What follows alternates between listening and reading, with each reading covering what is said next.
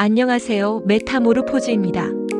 오늘은 정말 소름 끼치는 실화를 가져왔습니다. 1970년대 한반도 냉전의 한복판에서 벌어진 진짜 간첩 실화 이야기입니다. 끝까지 손에 땀을 쥐게 하는 이야기 함께 시작하겠습니다. 암호명 마카로니. 언뜻 들으면 그냥 파스타 이름 같잖아요. 하지만 이 단어 하나가 당시 대한민국을 발칵 뒤집어 놓았습니다.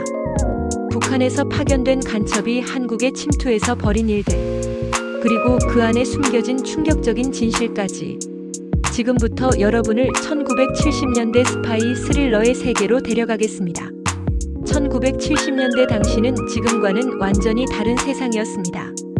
분단 상황이 극도로 긴장되어 있던 시기, 북한은 끊임없이 남측의 공작원들을 침투시키고 있었고 남한 정부도 이들을 잡기 위해 혈안이 되어 있었다고 전해지고 있습니다.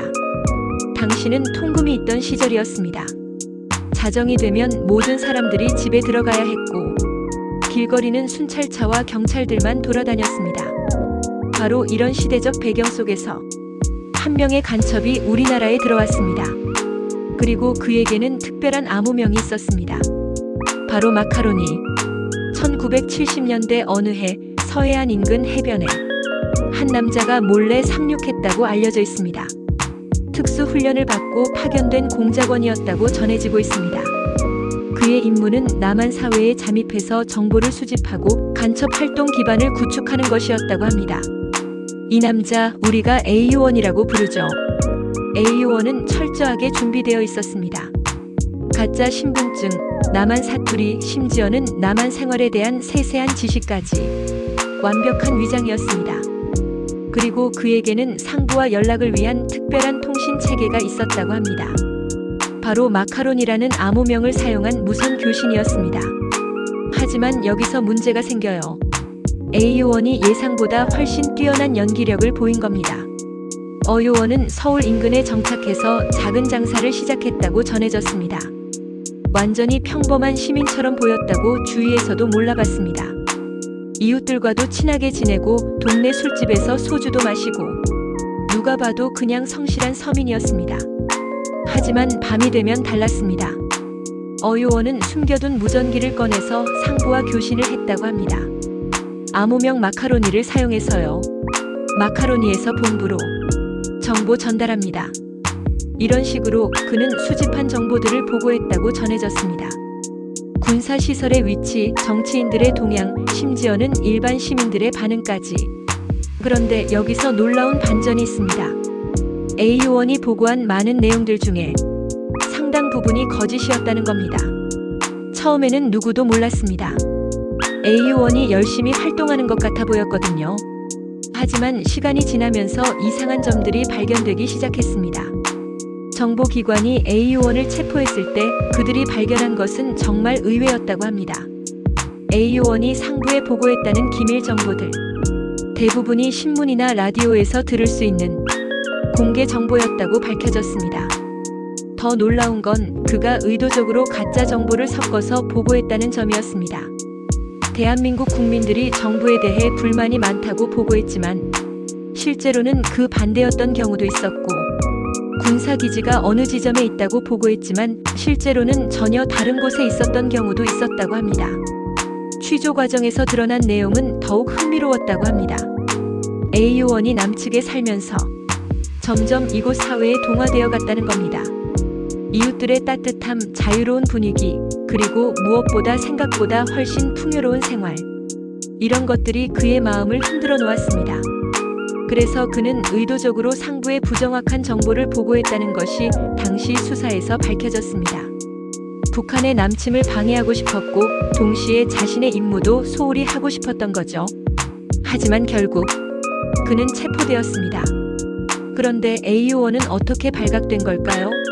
이 부분이 정말 흥미롭습니다. 당시 수사 기록에 따르면 처음에는 전혀 다른 사건을 수사하다가 우연히 발견됐다고 합니다.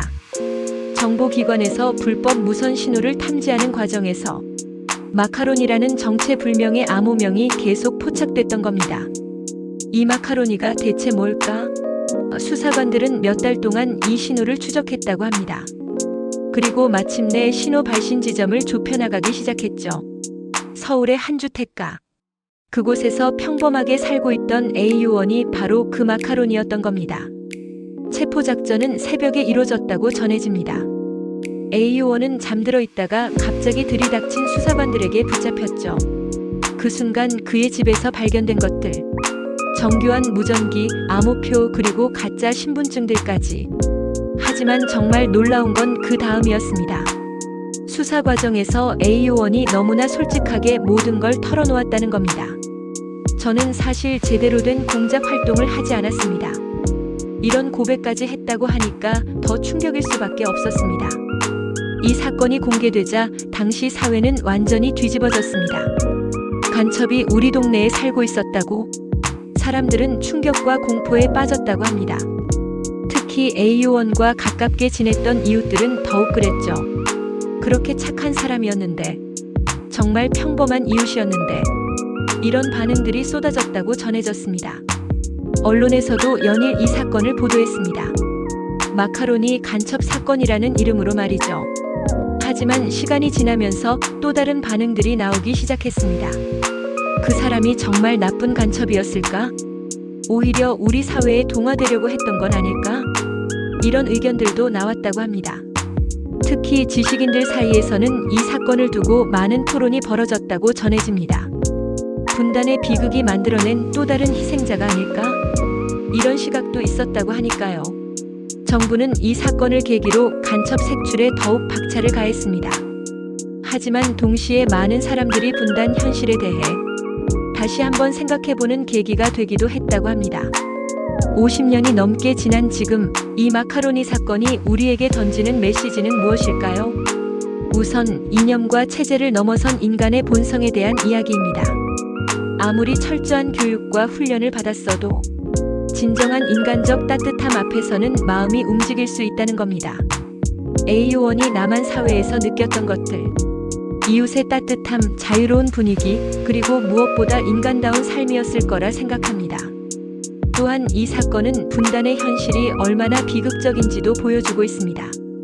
같은 민족끼리 서로를 적으로 여겨야 했던 시대, 그 안에서 개인이 겪어야 했던 갈등과 고민들 말이에요. 현재는 그때보다 훨씬 많이 변했습니다. 남북한이 대화하고 교류하려는 노력들도 계속되고 있습니다. 하지만 여전히 분단은 현재 진행형입니다. 그래서 이런 과거의 사건들을 되돌아보는 것이 의미가 있는 것 같습니다.